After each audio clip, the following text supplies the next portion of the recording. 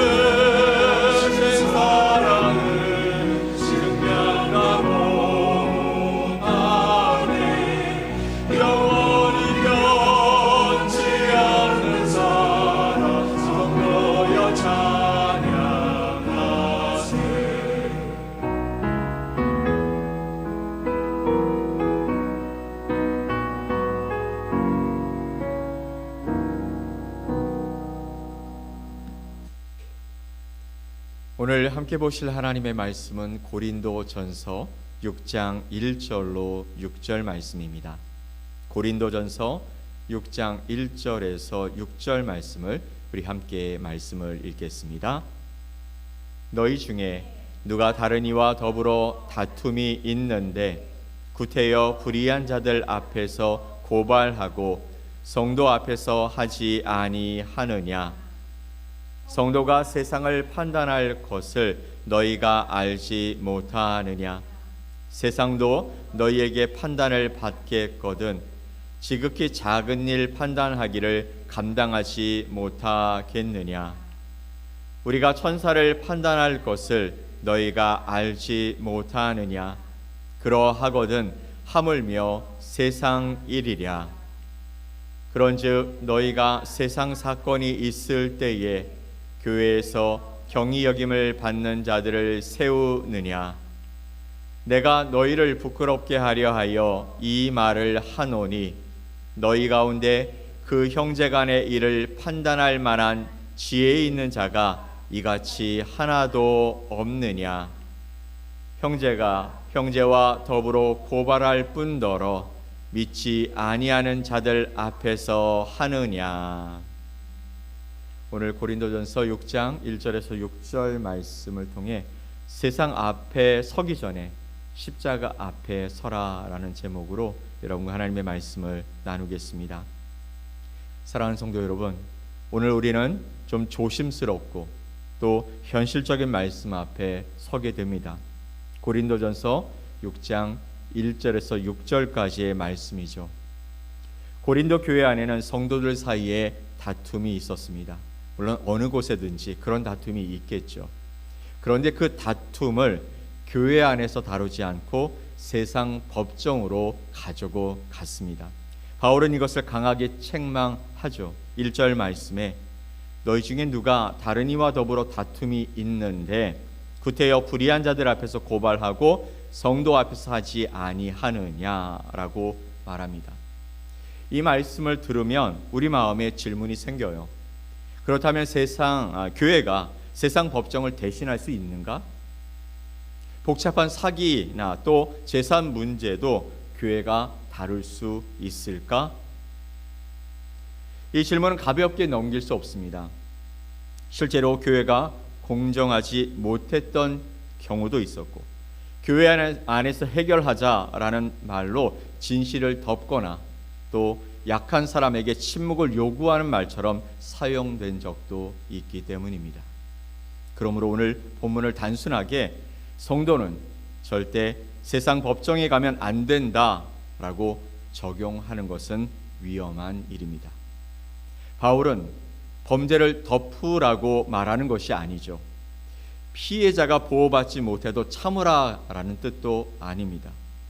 교회가 국가의 공적 재판 기능을 모두 대신하라는 뜻도 아닌 것입니다. 성경은 국가의 권세도 하나님께서 세우신 질서 안에 있다라고 말씀하셨어요. 로마서 13장은 국가의 그 권력 권세가 악을 징벌하고 선을 보호하는 역할을 한다라고 가르치고 있습니다. 그러므로 폭력이라든지 학대라든지 또 성범죄라든지 사기라든지 횡령처럼 공적 정의와 피해자 보호를 필요로 한 문제는 교회 안에서 덮어서는 안 된다라는 것입니다. 그런 경우에는 합당한 법적 절차와 공적 기관의 도움을 받아야 할 수 있기 때문인 것이죠.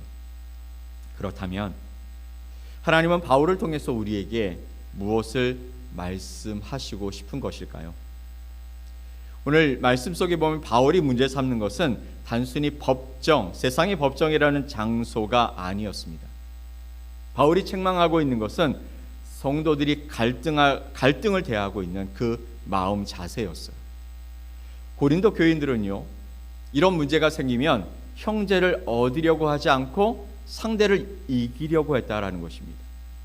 십자가 앞에서 자신을 낮추려 하지 않고 세상의 방식으로 자기의 권리와 또 체면과 이익을 챙기려고 했습니다. 교회 안에서조차요. 오늘 본문의 핵심은 이것입니다.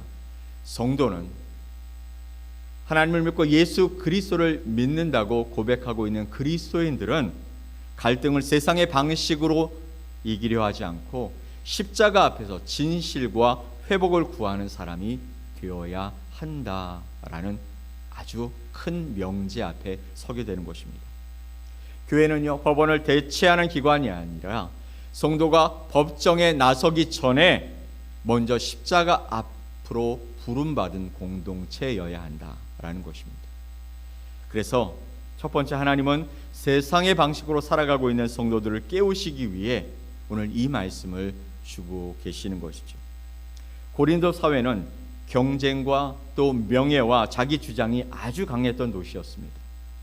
항구 도시였고, 그리고 재물을 많이 얻는 것이 복을 받는다, 다른 사람 위에 올라서서라도 내가 성공해야 한다, 이것이 절대 선처럼 여기지던 그런 곳이었습니다.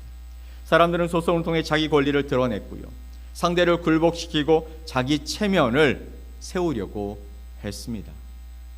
문제는 그 세상의 방식이 어디 안으로? 교회 안으로 그대로 들어와 있었다라는 것이죠. 성도들이 서로를 형제와 자매로 보지 않았습니다. 또 그리스도의 몸으로 생각하지 않았다라는 것이죠.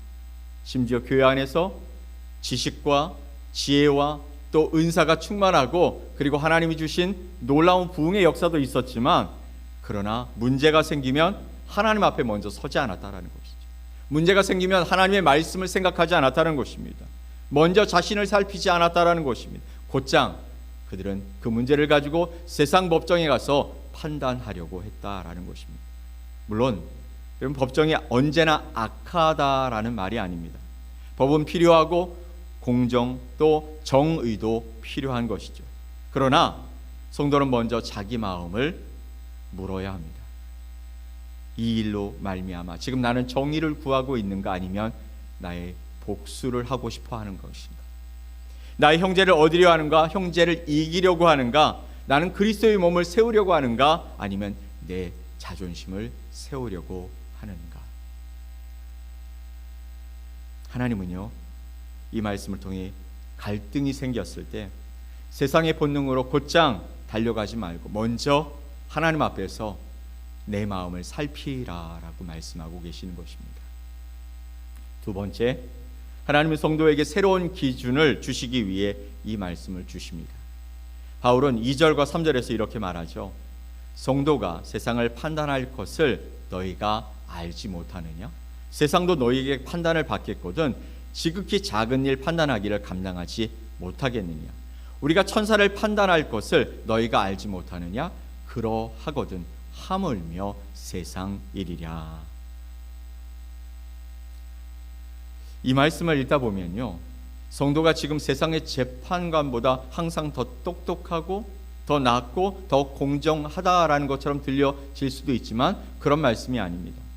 교회가 모든 법률 문제를 처리할 수 있다, 그런 뜻도 아닙니다.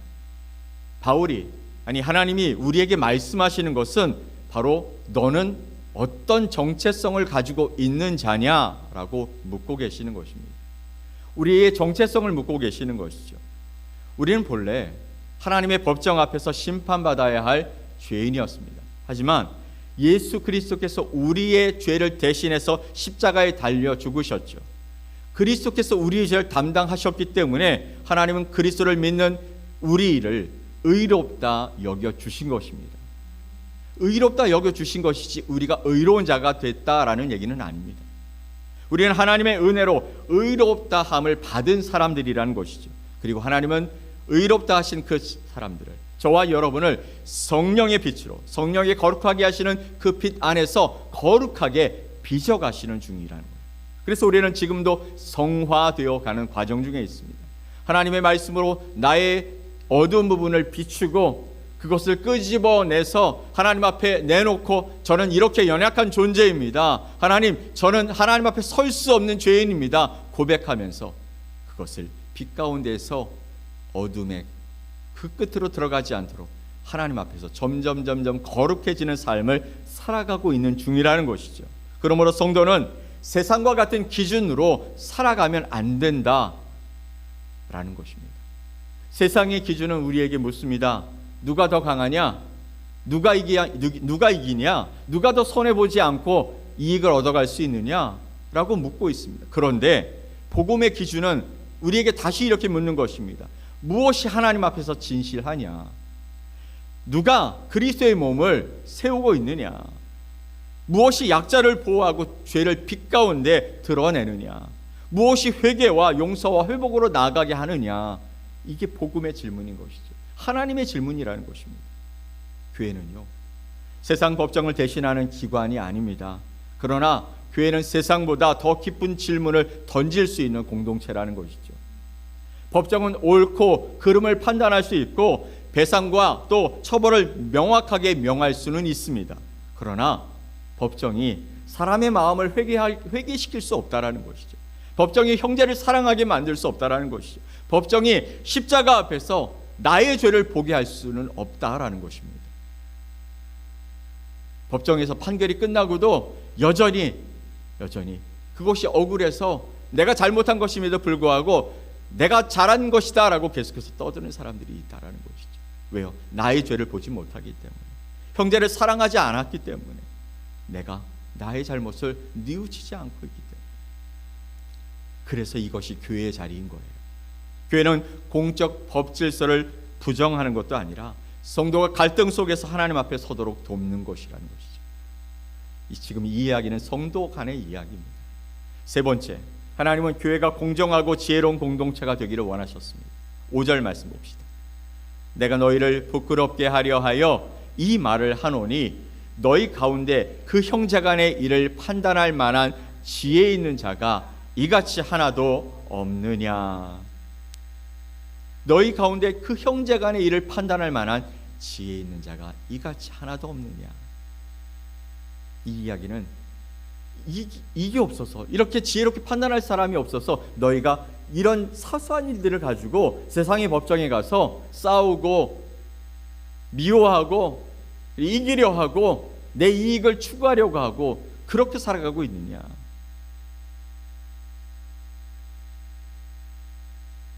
이 말씀을 보면 교회 안에는 성령과 말씀에 붙들린 지혜 있는 사람이 있어야 한다라는 뜻입니다.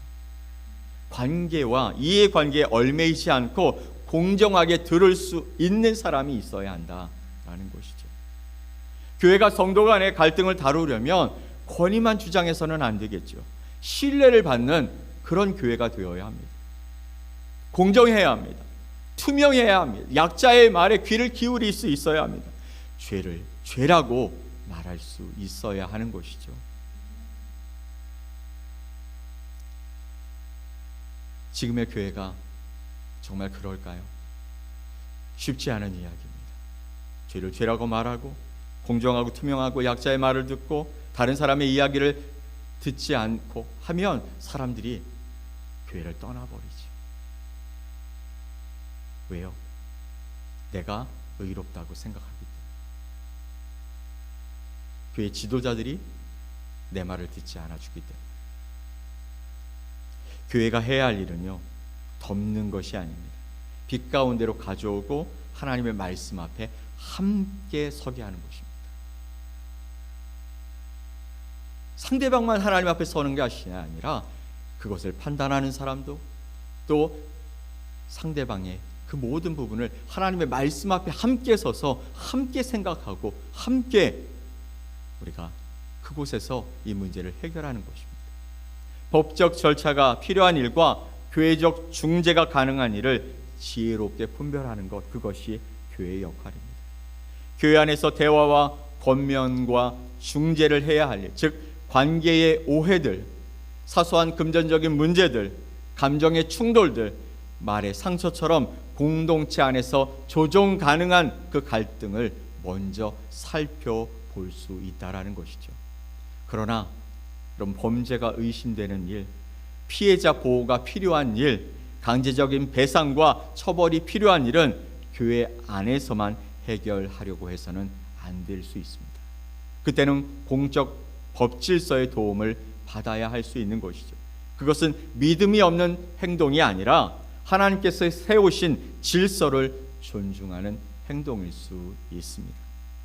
마지막으로 하나님은 우리가 붙잡아야 할 마음을 회복시키기 위해서 이 말씀을 주고 계시는 것이죠. 갈등의 순간에 우리가 붙잡아야 할 마음이 뭘까요? 먼저는 하나님 앞에서는 두려움입니다. 하나님을 경외하는 마음이라는 것이죠. 내가 옳다고 확신하는 순간에도 내 마음이 하나님 앞에서 깨끗한지 돌아보아야 한다라는 것이죠. 다음은 겸손입니다. 우리는 모두 은혜로 죄사함을 받은 사람들이죠. 용서함을 받았다라는 것이죠. 하나님의 법정에서 의롭다 하심을 받은 것은 내 의로움 때문이 아니라 그리스도 예수의 의 때문이라는 것이죠. 십자가 앞에 선 사람은 쉽게 남을 정죄할 수 없다. 저 사람 안에도 올바른 또 선한 의지가 있었을 텐데 라는 것을 생각할 수 있어야 한다. 나만 옳은 것이 아니다. 또한 공의를 사랑하는 마음입니다. 용서는요, 불의를 덮는 게 아닙니다. 화해는 피해자를 무시하는 것도 아닙니다. 복음은 죄를 가볍게 여기지 않잖아요. 십자가는 죄가 얼마나 중한지를 보여주는 놀라운 상징이 되어집니다. 그리고 회복하는 마음을 기대하고 계시는 것이죠. 복음은 형제를 얻는 것을 승리라고 말하죠. 주님은 우리를 이기시기 위해 오신 분이 아니라 우리를 얻기 위해, 우리를 살리시기 위해 이 땅에 오셨습니다. 사랑하는 성도 여러분, 오늘 말씀 앞에서 우리가 붙잡아야 할 것은 한쪽으로 치우치지 않는 복음의 균형인 것이죠. 교회 안에서 해결하라는 말로 죄를 덮어서도 안 됩니다. 법적 절차를 사용한다고 무조건 믿음이 없는 행위라고 간주해서도 안 됩니다. 공의를 말하면서 복수심에 사로잡혀서도 안 되는 것이죠. 용서를 말하면서 피해자의 고통을 무시해서도 안 된다. 그래서 우리가 십자가 앞에 서야 하고, 그 십자가가 하나님의 공의와 정의와 사랑이 함께 만나는 곳임을 고백하면서 그 믿음 안에서 우리의 문제들을 풀어가야 한다. 오늘 하나님께서 세상의 생각으로 살아가는 우리에게 다시 말씀하시는 것입니다. 너희는 세상의 방식으로만 살아갈 사람이 아니다. 너희는 내 아들의 피로 산 나의 백성이다. 너희는 갈등 속에서도 십자가를 기억해야 한다. 너희는 형제를 이기기 전에 먼저 나의 앞에 나와야 한다. 오늘 우리가 마음에 새길 한 문장, 앞에도 말씀드렸지만 성도는 갈등을 세상의 방식으로 이기려 하지 않고 십자가 앞에서 진실과 회복을 구하는 사람들이다. 여러분, 혹시 지금 갈등 속에 있으십니까? 억울함 가운데 있으십니까? 여러분 안에 분노가 있습니까? 마음속으로 이미 상대를 세상의 법정 앞에 세우고 정죄하고 있지는 않습니까? 세대가 바뀌고 생각의 많은 부분이 서로 달라져서 다른 생각을 하고 있을 수 있습니다만, 우리 하나님의 마음은 처음이나 지금이나 앞으로도 변치 아니하신다라는 사실, 이 사실을 우리가 기억하며 나아갔으면 좋겠습니다. 우리 하나님의 마음, 그것은 살리는 것입니다. 하나님의 마음은 회복시키는 것입니다. 하나님의 마음으로, 예수님의 십자가 사랑으로 나와 함께한 사람들, 내 주변에 상처 입고 상처 준 사람들의 진정한 화해와 회복의 길을 열어가도록 우리에게 주신 공동체가 바로 우리 교회인 줄 믿으시기 바랍니다. 우리 교회가 바로 이러한 공동체, 성숙한 공동체, 서로를 사랑하고 하나님의 말씀 앞에 세우는 공동체, 그리고 우리의 잘못들을 서로 회개하며 화해하고 회복되어지는 공동체가 될 수 있게 되기를 예수님의 이름으로 간절히 축원합니다. 아멘. 우리 함께 기도하겠습니다. 하나님 아버지, 오늘 고린도전서 6장에 있는 말씀을 통해서 교회의 역할이 무엇인지, 성도 간의 갈등이 있을 때 우리는 어떻게 해야 하는지 하나님의 말씀을 통해 정리해 봅니다. 그럼에도 불구하고 우리 안에 생각되어지는 많은 의문들이 있습니다. 그럼에도 불구하고 하나님은 너희는 나의 백성이다. 너의 정체성은 예수 그리스도로 말미암아 회복된 하나님의 백성이다. 이 정체성이 우리 안에 있다면 우리 안에 갈등들을 세상의 법정으로 내가 이기려고 나의 유익을 위해서, 나의 체면을 위해서 그렇게 살아가는 자들이 아니라 나를 용서하시고 사랑하셨던 하나님 앞에서 우리의 작은 갈등들은 해결하고 다시 회복하고 다시 하나님 앞에서 믿음의 공동체를 세워가는 그런 하나님의 사람들이 되어질 수 있기를 간절히 바라시는 주님의 마음을 다시 한번 생각하게 하여 주옵소서. 주님, 내가 용서받았다는 것은 너무나 감사한 일인데 내가 다른 사람을 용서할 수는 없을 것 같은 이 마음들 가운데 찾아오셔서 예수 그리스도가 하나님이 나를 용서하신 그 사랑이 다시 한번 정말 충만하게 나를 회복시키는 놀라운 역사가 있게 하여 주시옵소서. 오늘도 하나님, 우리 앞에 놓여있는 많은 시간들, 많은 사람들, 많은 문제들이 앞에서도 하나님의 그 사랑과 공의와 정의가 나의 시선에서 벗어나지 아니하고 주님의 마음이 흘러가는 온전한 삶을 살게 하여 주시고, 특별히 어려움 가운데 그런 문제들이 있어서 세상 가운데서 이 문제를 해결하려고 하는 사랑하는 성도들 가운데 아버지 좋은 길을 더하여 주시고 그들의 마음이 회복되어지는 놀라운 역사가 일어나는 복된 하루가 되게 하여 주시옵소서. 주님만이 우리의 힘이시고 주님만이 우리의 위로시고 주님만이 우리의 피난처이심을 굳게 믿으며 주님 앞에 엎드리는 우리가 될 수 있게 하여 주옵소서. 감사드리며 예수님의 이름으로 기도 올리옵나이다. 아멘. 하늘에 계신 우리 아버지여, 이름이 거룩히 여김을 받으시오며 나라가 임하시오며 뜻이 하늘에서 이루어진 것 같이 땅에서도 이루어지이다. 오늘 우리에게 일용할 양식을 주시옵고 우리가 우리에게 죄 지은 자를 사하여 준 것 같이 우리 죄를 사하여 주시옵고 우리를 시험에 들게 하지 마시옵고 다만 악에서 구하시옵소서.